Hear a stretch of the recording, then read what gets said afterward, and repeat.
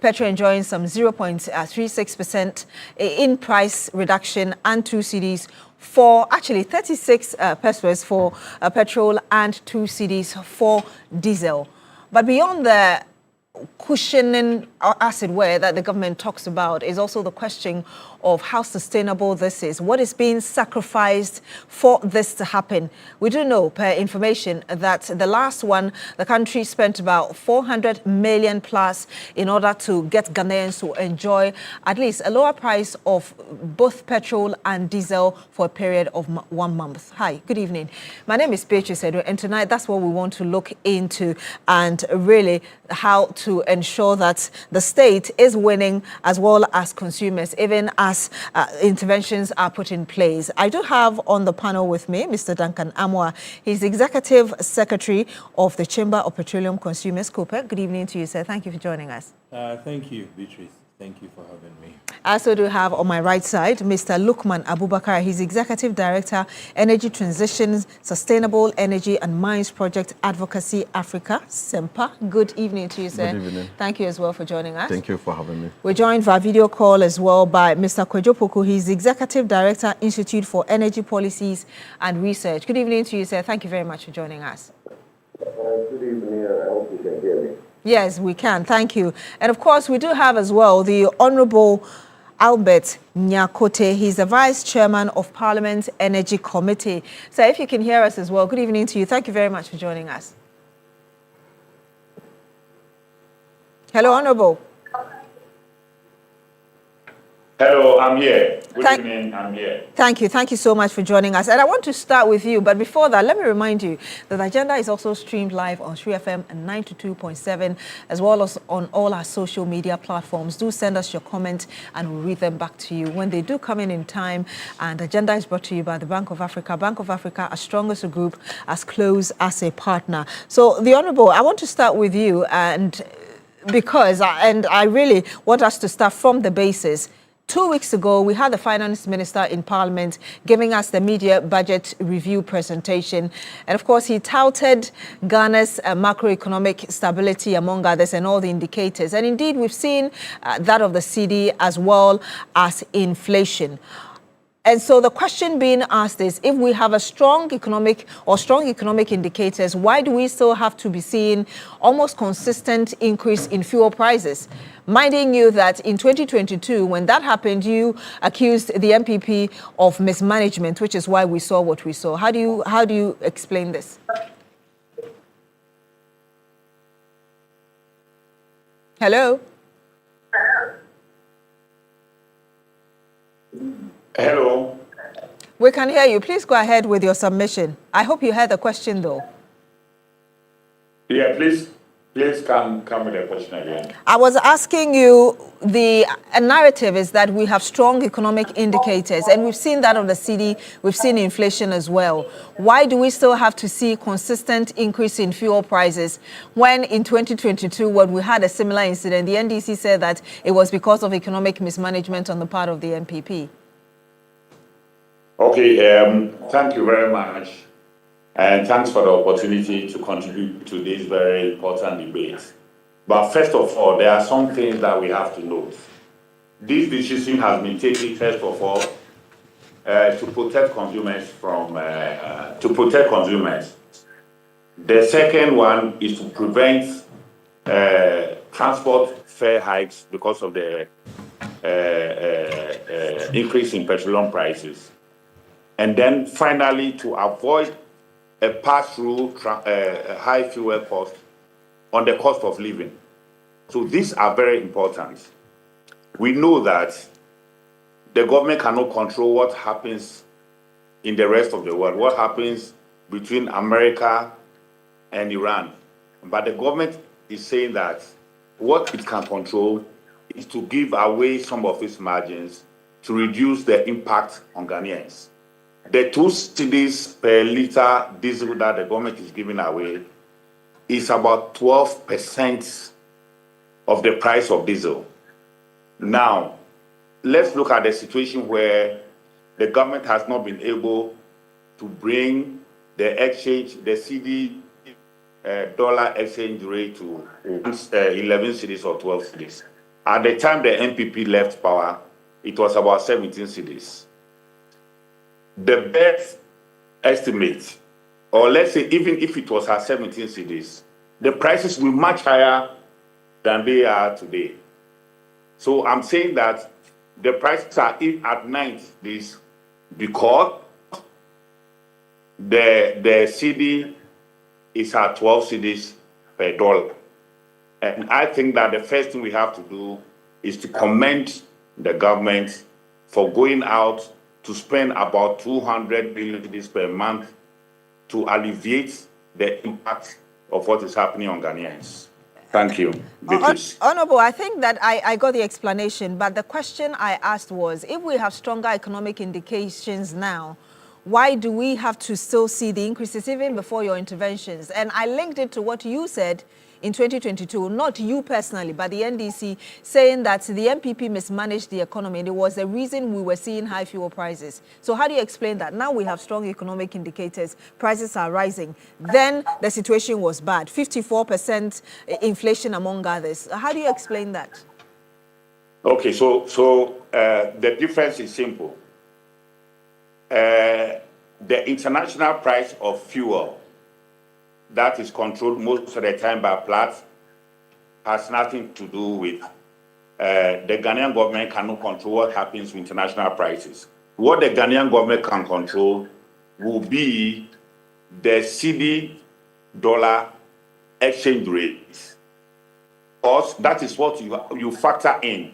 When you look at the pricing of fuel, you take the international price and then you delineate it to the CD, and then you add your taxes.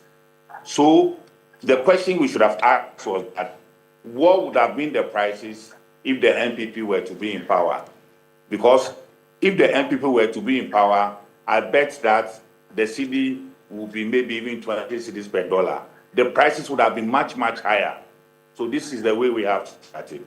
Let me ask you this before I go to Mr. Kojo-Poku. Again, we're talking about fuel price increases. Aside from the dollar CD issue, we're also looking at the war around the Strait of Hormuz, which is where we get our oil from. But again, data suggests that we get about 80% of our refined crude from Europe and 20% from the Middle East area where we currently have the US-Iran war. If that is the case, the question is still, why do we still have to see increases? 80% comes from Europe. Why are you affected gravely by 20% in Middle East? What happens is that the international price is not very different from what it is in Europe or what it is in Asia. Because we have an organization called Platts. And Platts puts all the numbers together and says that this is the price per metric ton. So we don't have much control over that. But I'm saying that if the price is X, what we have control over is to ensure that the exchange rate is not at the same rate that it was when MPP left power. Today, the exchange rate is about 11 or 12 cedis. What we can do is to create a sheet and calculate what the price will be if the exchange rate is 17 cedis. It would have been different. So once we don't have control over the international prices, we have control over our exchange rates. And that is why we are enjoying, that is why the price is what it is today. But because the government realizes that the price is high and is heavy on consumers, the government is coming out to take 2 cedis per liter the price of diesel to ensure that the impact is not as much as it would have been. Thank you, Beatrice. Okay, Honorable, my last question before I go to the Mr. Kojo-Poku. You seem to be suggesting that exchange rate is still a problem. But at the time that the prices were high, again, referring to 2022, which was one of the most difficult moments of Ghana, the CD was, lower.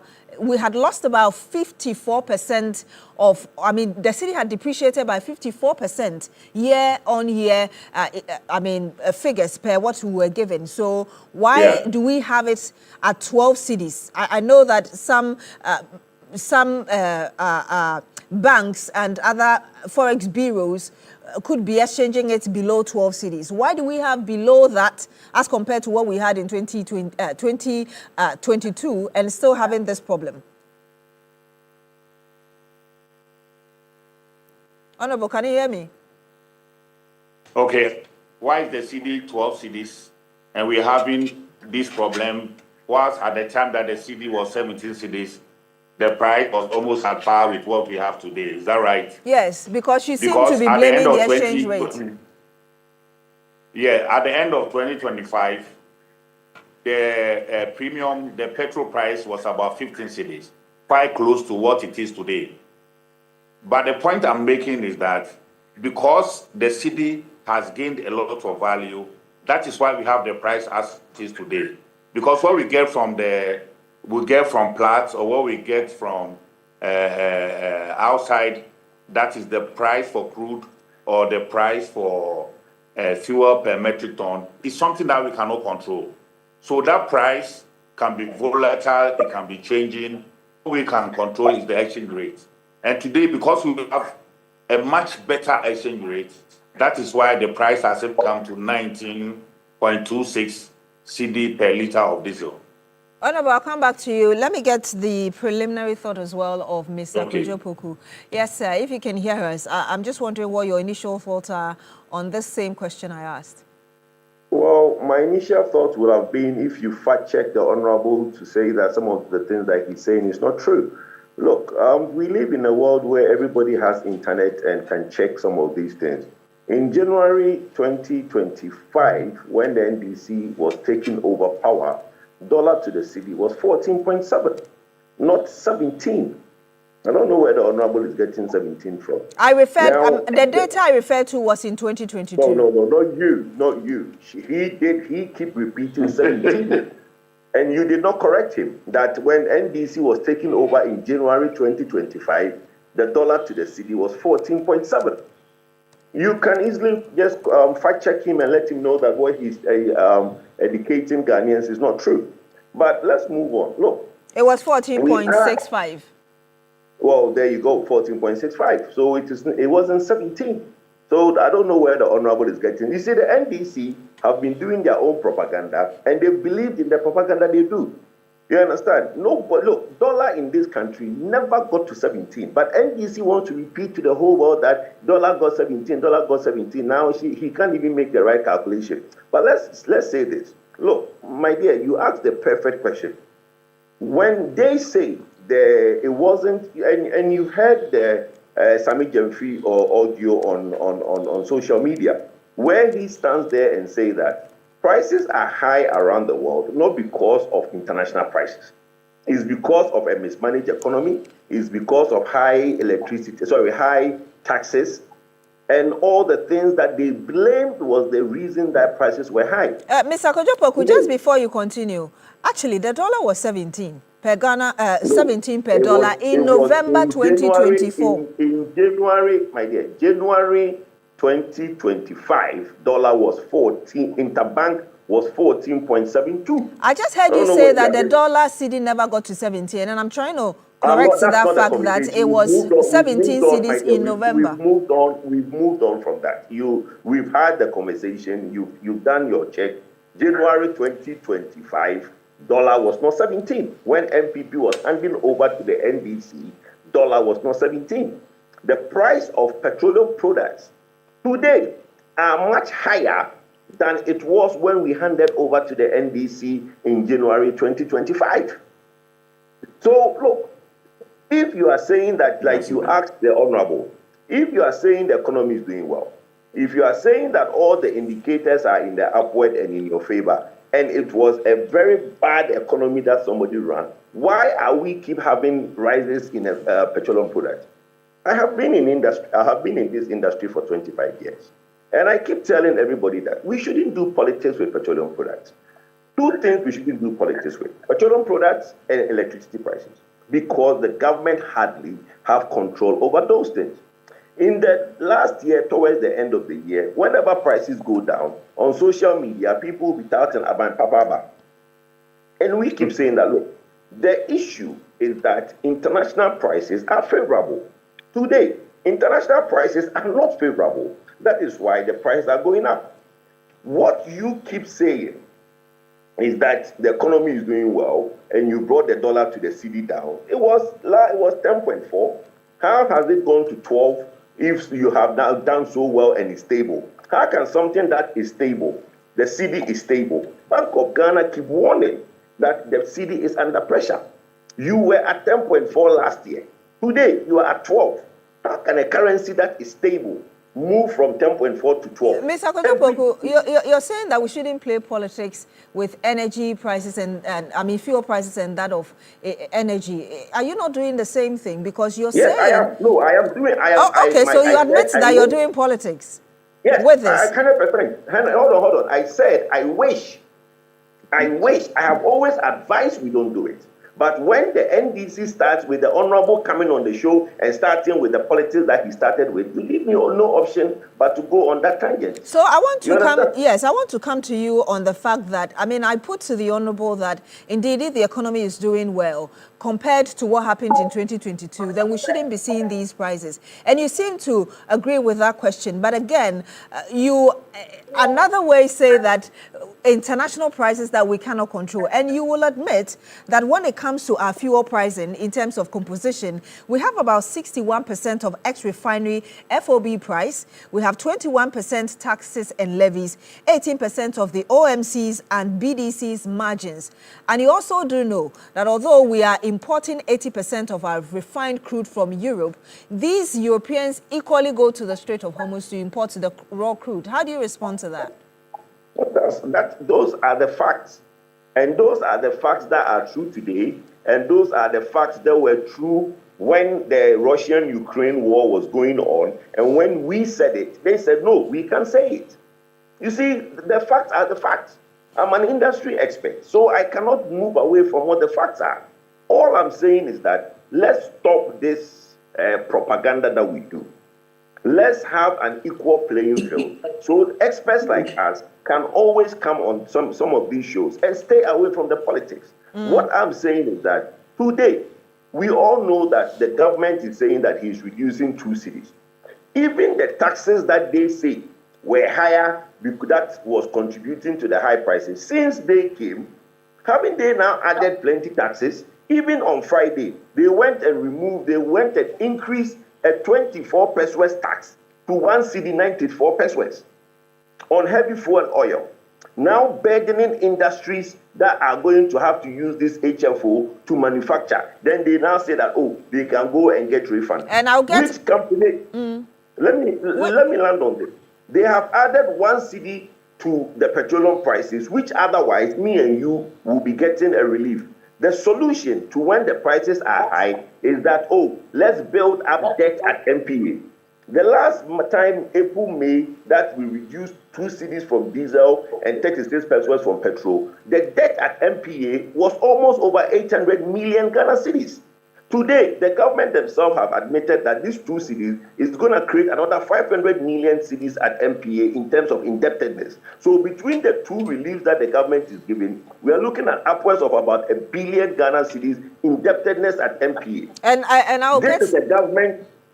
Say it again. Please land, and then I'll just come this to is the government that came in and said that they want to clear the energy sector indebtedness, but their actions are adding to the energy sector indebtedness. And I'll give you the opportunity, the Honourable, to respond to some of the claims, but I need to come to the guest in studio here. Mr. Duncan Amwa, what are your preliminary thoughts on this before we even go to the interventions and how sustainable they are moving forward? Petroleum issues.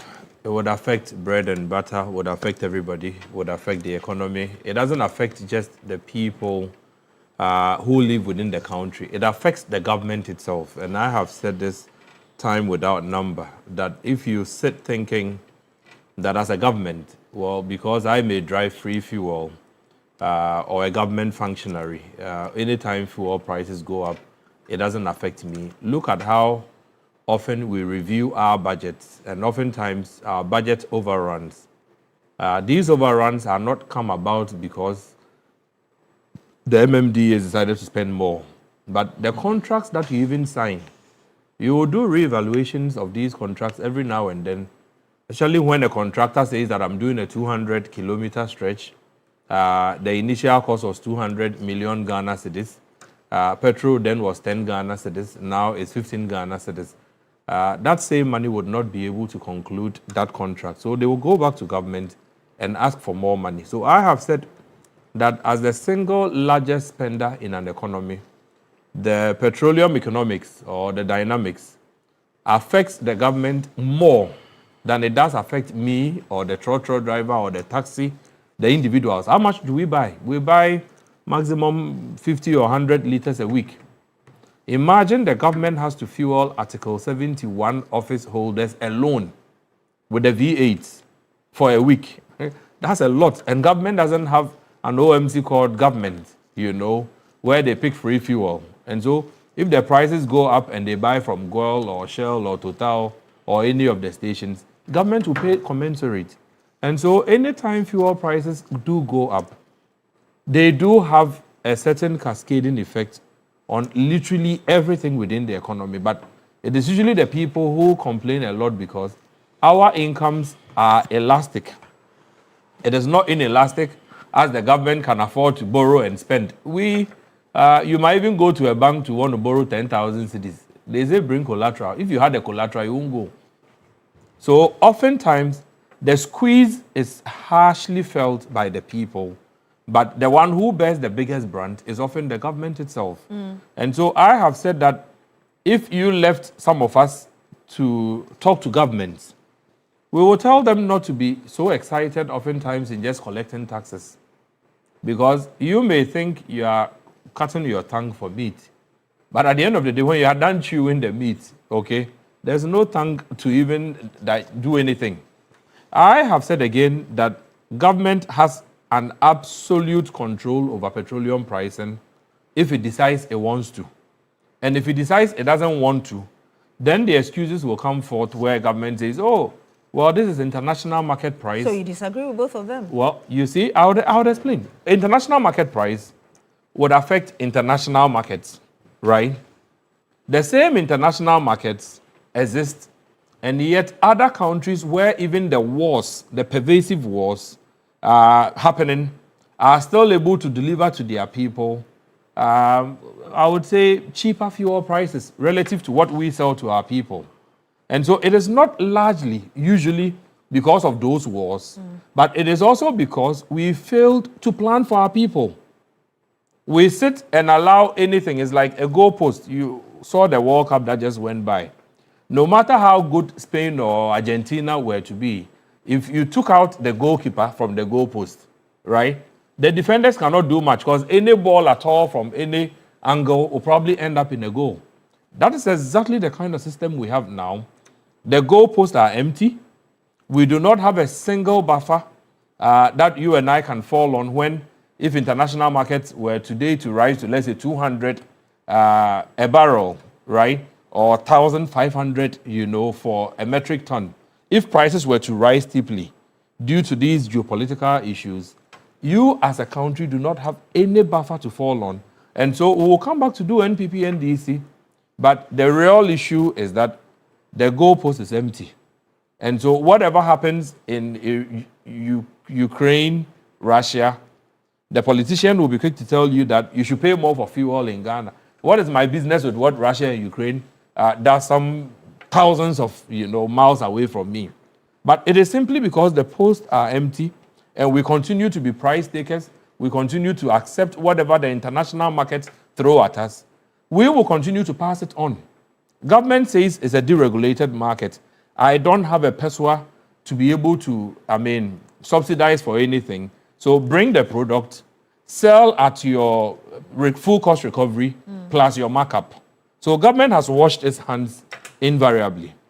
Then when it squeezes, we, the people, start complaining, and the same government comes in to say, look, I'm just introducing an intervention.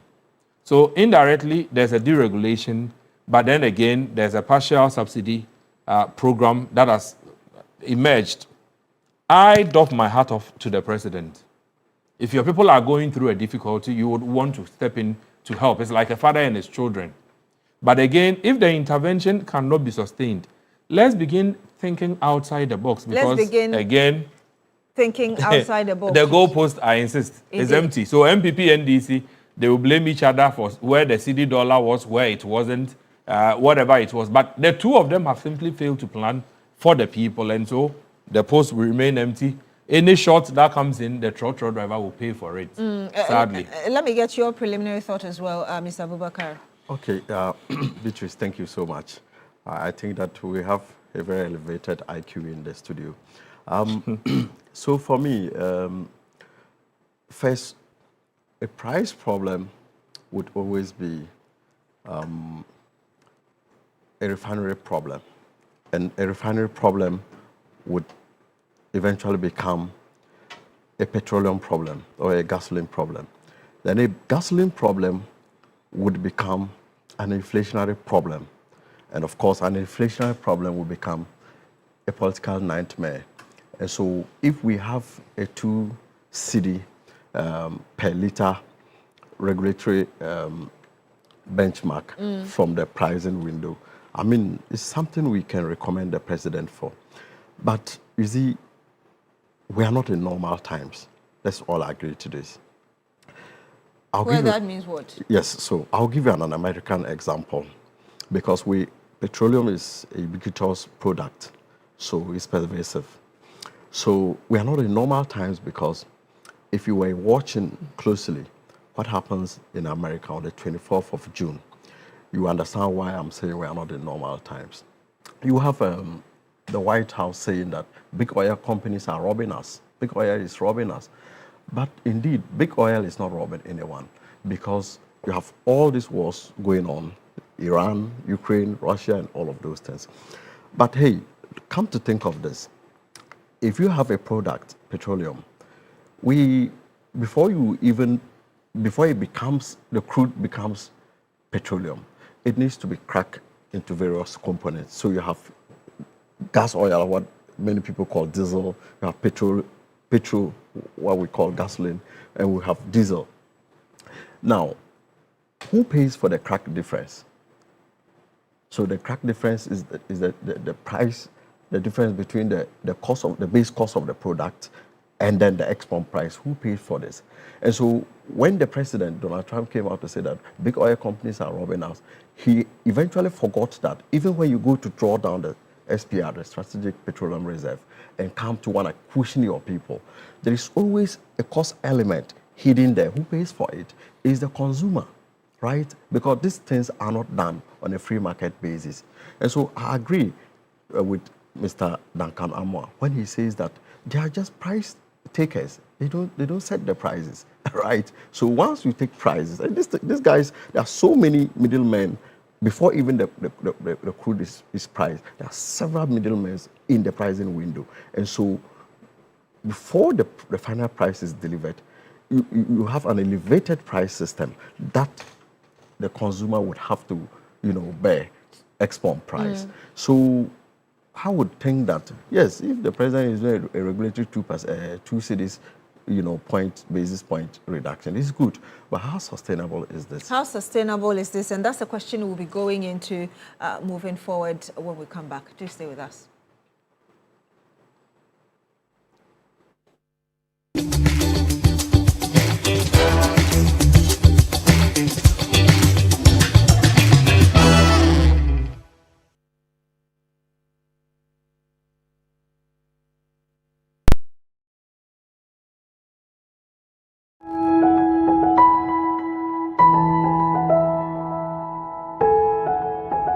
When the girl you likes you back.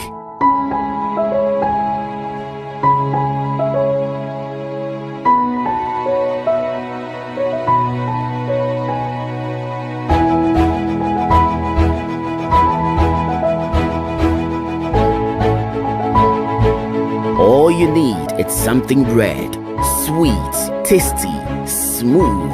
That is XYZ red wine flavored alcoholic drink.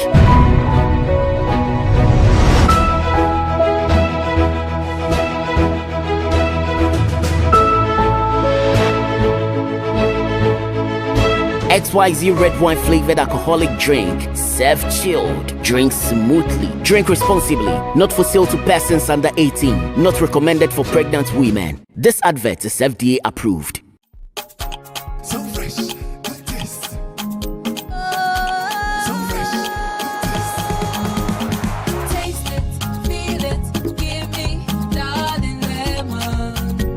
My darling, I want it, I need it. So fresh, good taste. Just the way you want it. Taste it, feel it, give me, darling lemon. My darling, I want it, I need it, So fresh, good taste. Just the way you want it. Will you be my darling? Yes. Drink responsibly. This advert is FDA approved. Darling lemon drink. Taste it. Feel it.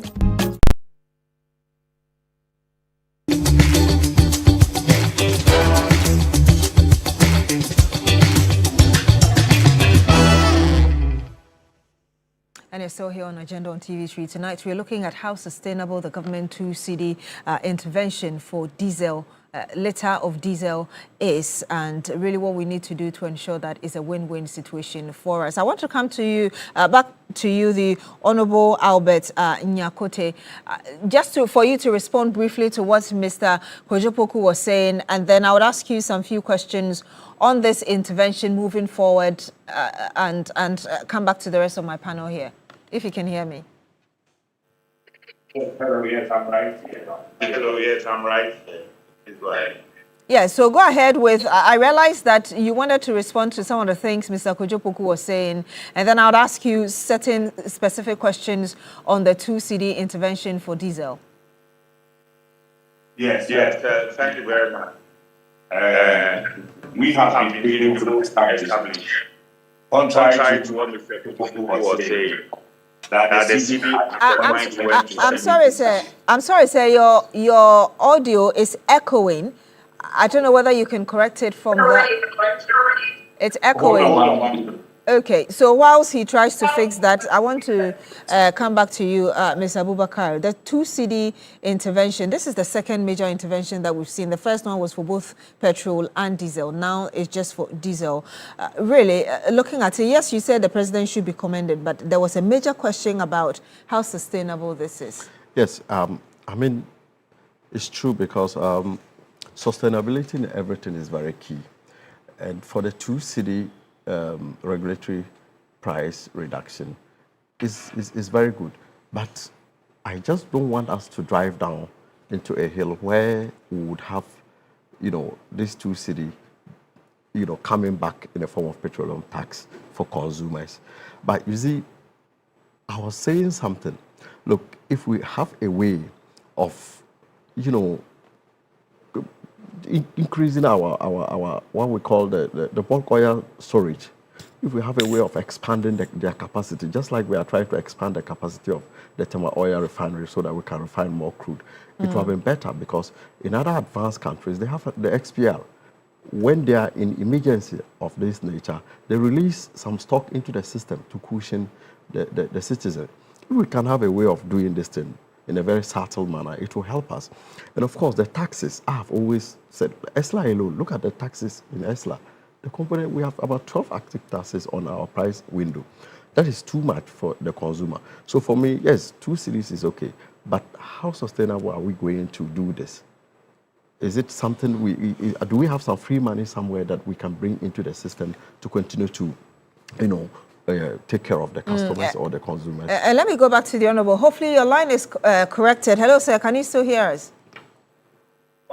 Yeah, hello, yeah, I can hear you. Excellent. Yes, great. Yes, it is. I wanted you to respond to some of the things Mr. Kojopoku said, and then we'll go straight into the 2 cedi subsidy, you may call it, as it were, from the government.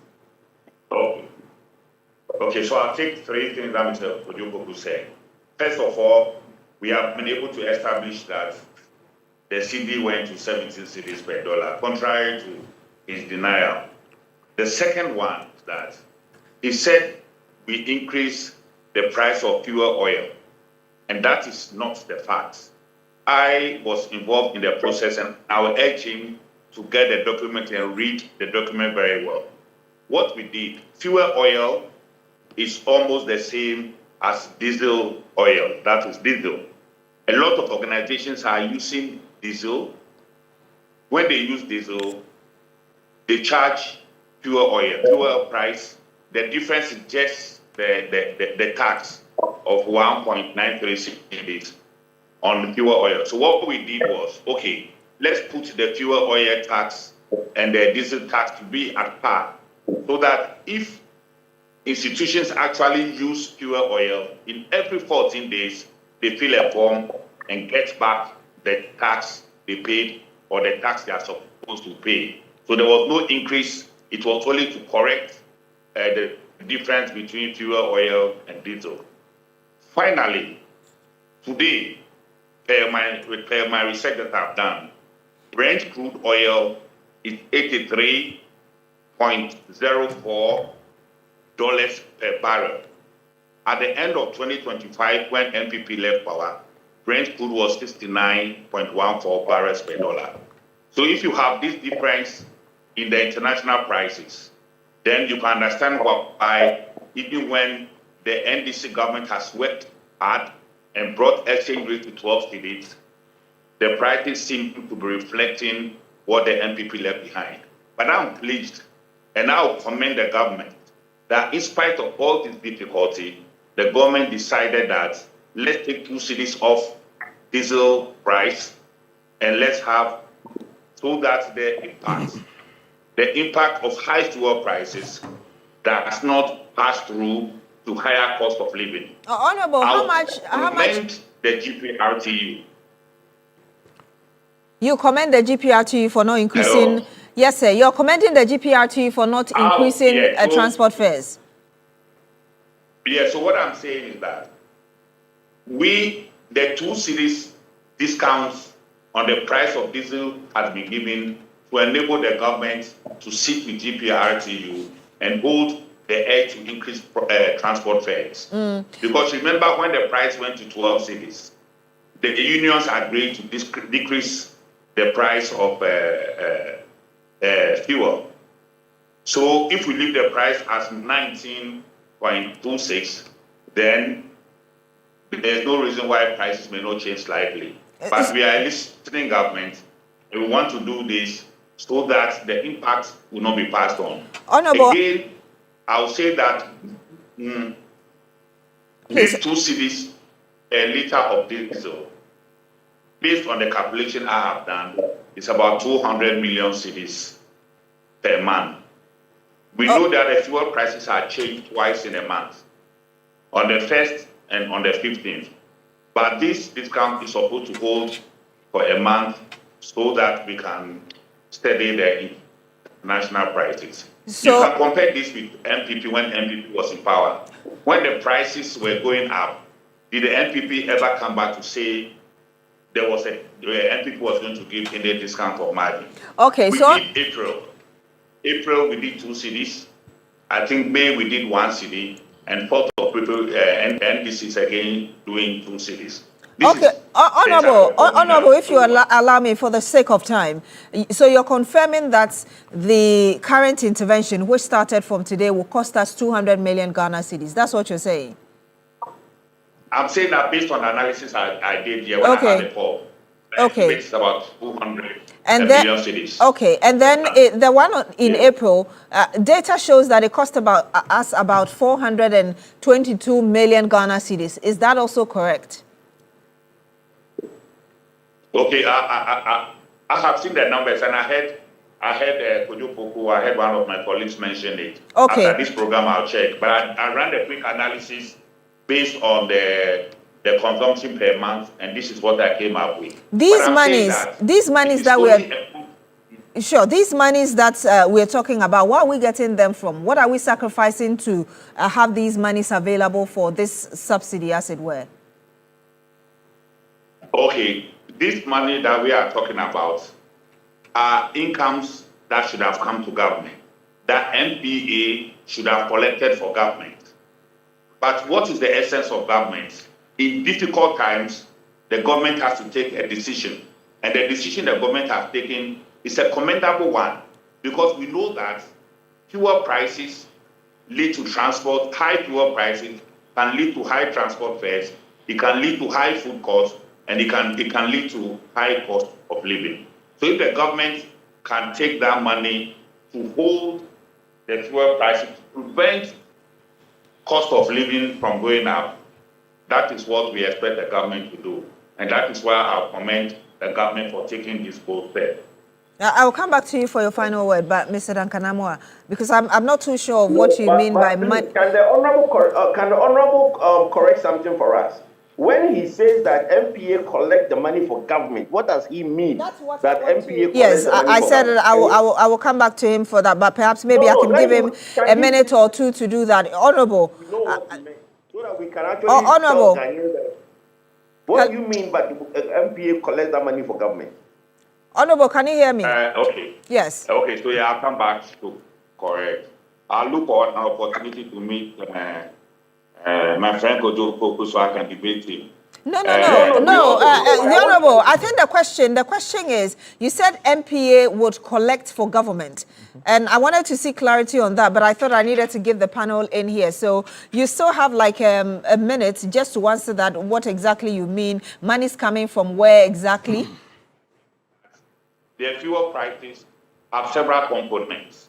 And one of the components that the fuel price has is the margin. The fuel price, we have the OMC margin, we have the distributor margin, and we have some margins that come to MPA. The money that come to MPA, are we saying that it's not government money? And that's what I'm saying, that money that could have gone to MPA is part of it is being used as discount to support the economy, to prevent high cost of living. Mr. Duncan Amoah, please, I'll come back to you for your final word. Both you and Mr. Poku, please. You see, the moment we do NPP and DC, the Tro guy is left in the middle. Who did what, who didn't do what. You are stuck at a point where people are looking for oil prices to be something a bit affordable to their pockets. And then would blame the previous government, they will blame the current government and say, oh, inflation and forex and international markets. As we speak, crude has dropped to about 78. International benchmarks for Platt, that went to as high as 1,300, is also easing as we speak. And so expectedly, prices are to come down. Unfortunately, I have set time with our number that the NPA should be cautioned to stop publishing this price floor thing. It doesn't help anybody. Why? As we speak, one of your key players, I think Star or some of the other OMCs, are simply selling at the floor. Prices, indicators are that prices could come down further. But you have done a publication and you are saying that don't sell below this price threshold, below. And so, just as we saw happen the last window in July, the very window that just went by, if the trend reverses, right, where we saw 3-4 increases within a 14-day period, if the trend reverses the other way, the OMCs and the BDCs will be unable to pass on that reduction to you and I, simply because we have published a floor that says, don't sell below this floor. Who exactly are we protecting? And I think that I say this with, all vehemence, that if that program is not discontinued, we may be forced to march there because it is just not helping anybody.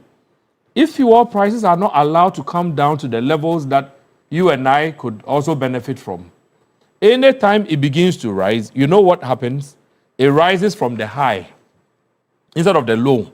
If you could decline to, let's say, 13 or 12 within this window, and you have published the price and floor to say that the minimum you should sell is 14.3 or something, and the thing could have gone to 12. If they don't reduce to the 12, anytime prices go up again, they start from the 14 that you published instead of the 12 that they could have come to.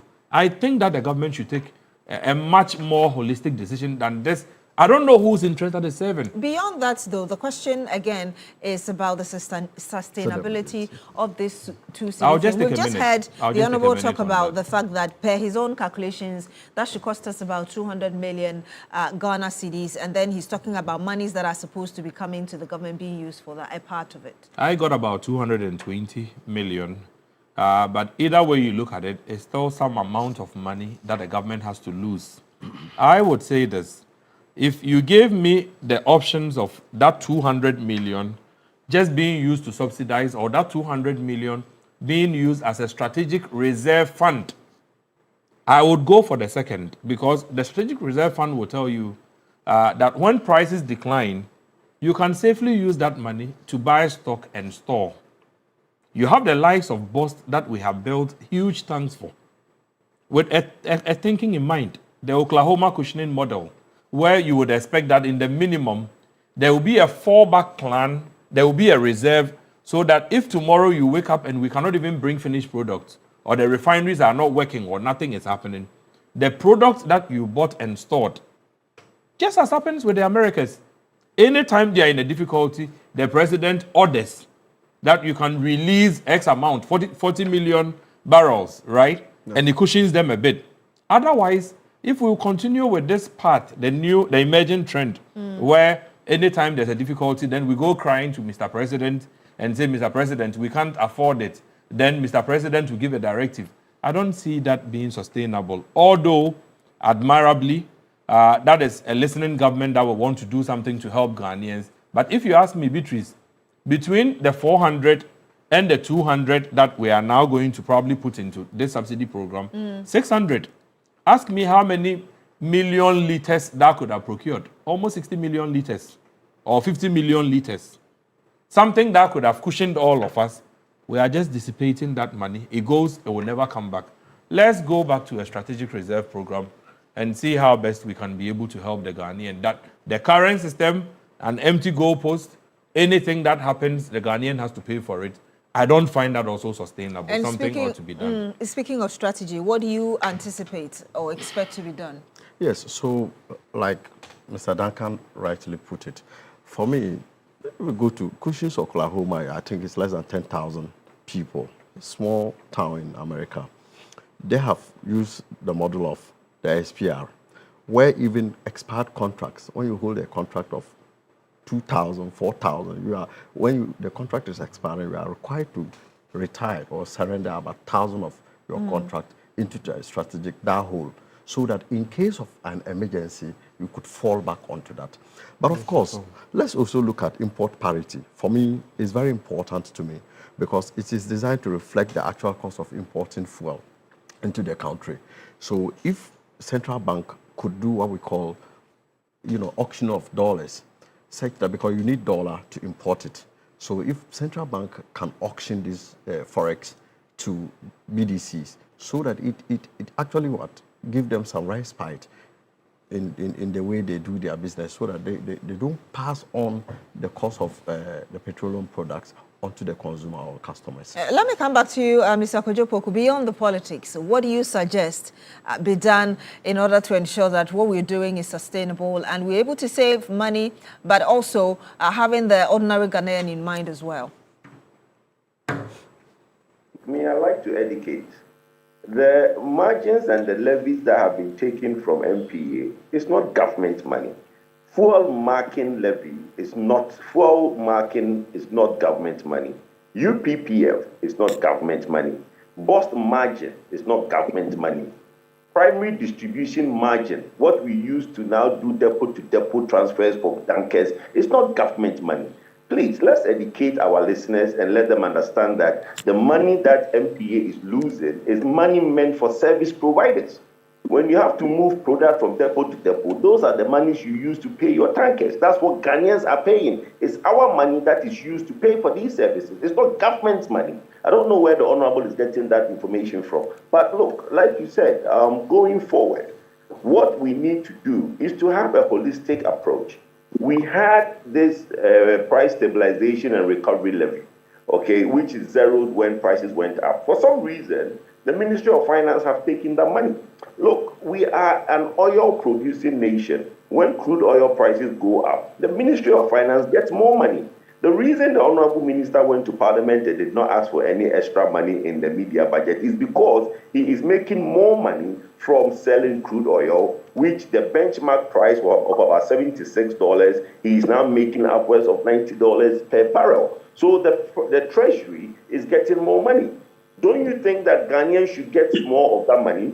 So what the debt that we are piling up at MPA, as my colleague in the studio said, down the line, we will now be asked to pay a little bit more to recover that indebtedness that is there. So it is our money that it is being used to pay the indebtedness. So we are being given a little reduction today, but down the line we'll pay. Meanwhile, the crude oil prices that is coming in, the Minister of Finance is getting so much money for the crude oil. So I would have expected that at least for nothing at all, he would give us some relief in the taxes as well. But it looks like Ministry of Finance is not interested. So going forward, two things. The price stabilization and recovery levy. We want to know what has happened to that levy. Because it seems that for some reason, that thing is missing, though it's still in our price bill. I'll be grateful for you to wrap up for us, just so we can wrap up. Two things. You've mentioned one. I want you to mention the second. No, I just said the price stabilization and recovery levy is one. And then two, to basically find a way to get Ghanaians to get cushion from the excess money we make from our crude oil when prices go up in international market. John, I'll come to you very quickly, but let me read this message coming in from Alfred Mensa Onuma. Says, good evening, Beatrice. The issue of crude oil energy sector is disheartening to say the least. Mr. Duncan Amwa made mention of buffers. As a country 69 years old and almost 14 years into oil production, we can only boast of maximum 5 weeks buffer, and even that's under the control of the private sector. South Korea has managed to have buffer for 7 to 8 months and still enhancing. Let me get your final word, the Honourable Vice Chair. Thank you very much. I will go with what Duncan Amwa said. What we need to do is to build our business. And what we can do is when the international prices fall, we can put a little on our margin to increase our inventory so we can have a buffer, we can increase our buffers. So that anytime there's a price shock internationally, it takes time to impact on our local prices. And that is the way to go. That is why today, TOR, for the first time after many years, is producing fuel. If TOR is producing, TOR and BOST are in a partnership. So when TOR produces, BOST will also benefit. The government has seen it useful to invest in BOST. And when that happens, we can increase our buffers. Once we increase our buffers, it takes a while for the shock to impact our prices. But again, I want to commend the government for doing the 2 cedis discounts on the margins, 2 cedi discount on the prices of diesel. I hope that this is something we can sustain. We've done it, the government has done it in April, has done it in May, and I believe that looking at the magnitude of money that the government is losing by doing this, the other side of it, the option, the other side has been, we have let the prices go as they are, and then cost of living would go up. We need to protect the average consumer. Thank you very much. Thank you very much for joining us as well. And let me just read this very brief message. Prince Nanaya also says, good evening, Beatrice and your panelists. I believe Duncan's submissions should be taken seriously. And I want to say a big thank you to you, Mr. Duncan Amwa, Executive Secretary of the Chamber of Petroleum Consumers, COPEC. Thank you for joining us. And also to you as well, Mr. Lukman Abubakar, Executive Director, Energy Transition, Sustainable Energy and Mines Projects Advocacy Africa, SEMPA. Thank you for joining us as well. The Honourable Albert Nyakote, Vice Chair, Parliament Energy Committee. And of course, as well to you, Mr. Kojopoku, Executive Director, Institute for Energy Policies and Research. My name is Beatrice Edu. Thank you very much for joining us this evening. Let me remind you that Agenda is always brought to you by the Bank of Africa. From now until the end of October 2026, Bank of Africa is offering short-term loans at very slim rate to salaried workers. We understand that you have have urgent needs to sort out. That's why we give you that quick turnaround time. So whether it's school fees, prospectus, car maintenance, or that much-deserved family vacation, Bank of Africa will sort you out fast. Visit the nearest branch or chat Fafa at www.boaghana.com to sign up. You may also WhatsApp 0244 338 2226 for inquiries. Sometimes all you need is a quick fix. Bank of Africa, as strong as a group, as close as a partner. Once again, my name is Beatrice Edu. Thank you very much for joining us on Agenda tonight. To join us again next week. Coming up shortly is Ghana Tonight. Stay with us.